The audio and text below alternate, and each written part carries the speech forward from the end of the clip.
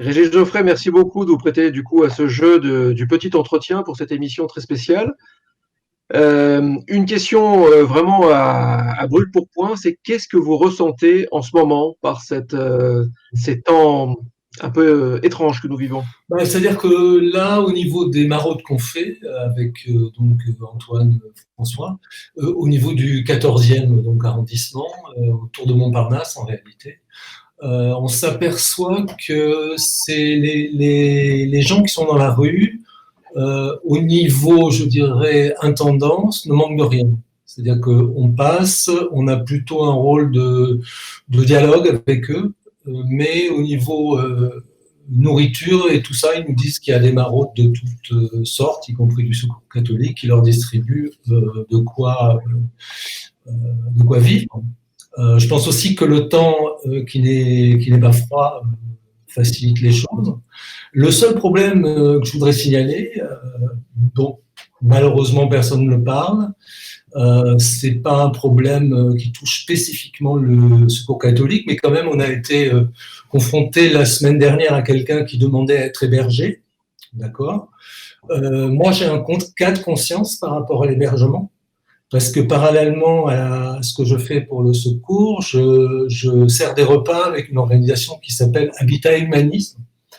Je le fais à l'hôtel, au Confort Hôtel qui est à Ivry.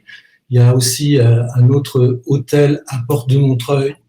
Le problème, c'est que là, on confine les SDF. On les confine à 2 par chambre, sans les tester auparavant. C'est-à-dire qu'on sait très bien que certains vont être infectés. C'est une population à grand risque, qui est extrêmement fragile. Donc, il va y avoir des morts du fait de simplement de ce confinement, des morts qui n'auraient pas eu lieu si on ne les avait pas confinés. C'est un problème gravissime, d'autant plus gravissime qu'on n'en parlera jamais, parce que ces gens-là n'entreront jamais dans aucune statistique, parce qu'ils vont et viennent, parce qu'ils n'ont pas de domicile fixe. Je pousse un cri d'alarme. C'est une question de vie ou de mort pour certains. C'est-à-dire que par avarice, pour ne pas mettre un seul individu par chambre, on est en train de tuer des gens. Je le dis, et qu'on me démontre le contraire, j'en serais ravi. Voilà, c'est mon propos liminaire, mais je pense que c'est assez capital, parce que sur les réseaux sociaux, les gens réagissent, mais il ne se passe rien. Et ces gens meurent actuellement et vont mourir dans la plus totale, non seulement indifférence, mais sans que personne ne le sache jamais. Voilà. On dit que dans les temps de crise, donc en ce moment évidemment on en vit une très grosse, les temps de crise, il y a une accélération de nos penchants positifs ou négatifs. Là, ça semble assez criant, effectivement. Je pense que c'est même pas quelque chose qui vient c'est pas une méchanceté, c'est plutôt un système aveugle. Je pense que là, c'est dans un bon but, c'est comme si c'était un plan anti-froid. Si on était dans le cadre d'un plan anti-froid, il n'y a aucun problème, on met les personnes par 2. Mais là, c'est pas un plan anti-froid. Je pense que c'est la rigidité de pensée du système lui-même, si on peut dire, qui aboutit à ça, parce que sinon, les choses, si vous voulez, l'hôtel est correct, il y a des salles de bain, la nourriture est payée par l'État, est faite par un traiteur, elle est correcte, il n'y a rien à dire. Mais simplement, c'est cette espèce de lourdeur et ce raisonnement que n'importe qui peut faire à ma place, bizarrement, n'est pas fait par les personnes qui appliquent ces sortes d'habitudes de pensée, et ça n'est jamais remis en question. Et c'est ça que peut-être qu'il faudrait remettre en question, c'est cette rigidité actuelle, alors qu'on est dans une situation nouvelle. Mais quand même une situation nouvelle qu'on comprend. Parce qu'on comprend que si vous avez 2 enfants, qu'il y en a un qui est infecté et l'autre pas, vous n'allez pas les faire dormir dans la même chambre. Ça, n'importe qui peut le comprendre. Donc, c'est pas difficile à comprendre, c'est le système lui-même qui est bête, visiblement. Est-ce que vous croyez en des lendemains qui chantent, comme on entend parfois, sortir de la crise et refonder autre chose? Moi, je pense que ce qui va se passer, c'est pas très difficile de le prévoir, c'est que ça va être une course à la reprise économique. Donc, tout ce qui est environnement va devenir secondaire. D'ailleurs, je ne sais plus quel syndicat patronal a demandé qu'on mette un moderato cantabile sur les taxes. Donc, je pense en tout cas, dans un premier temps, on aura cette course à la productivité, quoi qu'il arrive.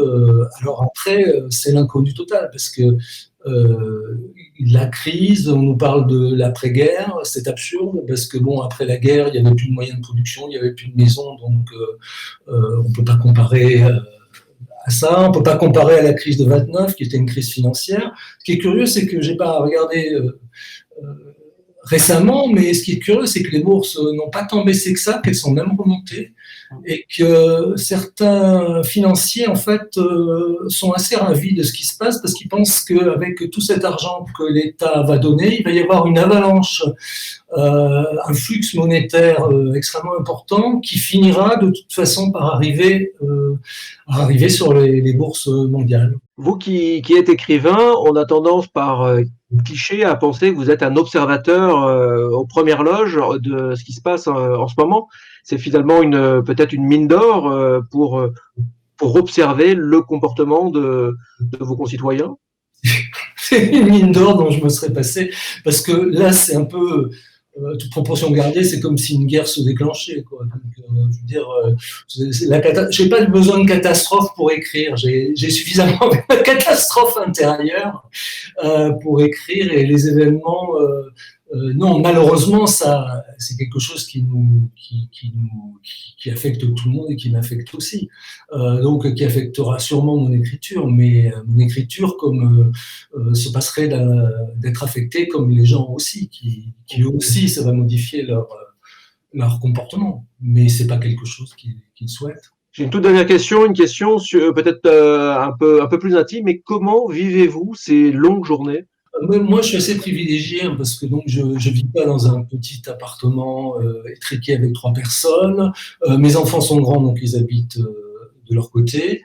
Moi, ça change pas grand-chose à ma vie parce que je mène à peu près la même vie qu'en dehors du confinement, à part que je peux pas sortir le soir, que je peux pas écrire dans les cafés, que j'écris chez moi. Franchement, moi, c'est pas je ne suis pas une grande victime du confinement.